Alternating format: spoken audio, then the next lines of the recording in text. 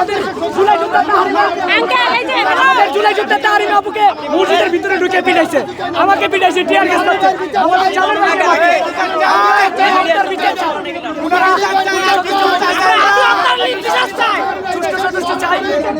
মারছে। আইসা বলছে উনি নাকি বিচার চাই। আমার কথা হচ্ছে উনি বিচার চাইলে উনি কেন আমাদের উনি যদি বিচার চাই, উনি যদি বিচার চাইতো কেন আমাদের উপরে হামলা করলো? আমরা এই জবাব চাই। আমাদের অপরাধ কি? আমাদেরকে ভয় দেখাচ্ছে যে আমরা নাকি আমাদেরকে নাকি আমাদের নাকি ক্ষতি হবে। আরে আমাদের কি করতে হবে? আমাদের জুলাইয়ের সময় আমরা ক্ষতিগ্রস্ত, আমরা মরতে এখানে, আমরা মরণকে ভয় পাই না। আমরা হাতি ভাইয়ের সৈনিক, আমরা মরতে প্রস্তুত। আমাদের জুলাই যোদ্ধা তাহরিমা আপুকে বেতরকভাবে পিটাইছে পুলিশ সদস্যরা। এই পিটানোর যে আমরা তীব্র নিন্দা ও প্রতিবাদ জানাই। আমাদের ভাইয়েরা ভিতরে আছে, আমাদের বোনেরা ভিতরে আছে, তাদেরকে পিটানো হচ্ছে।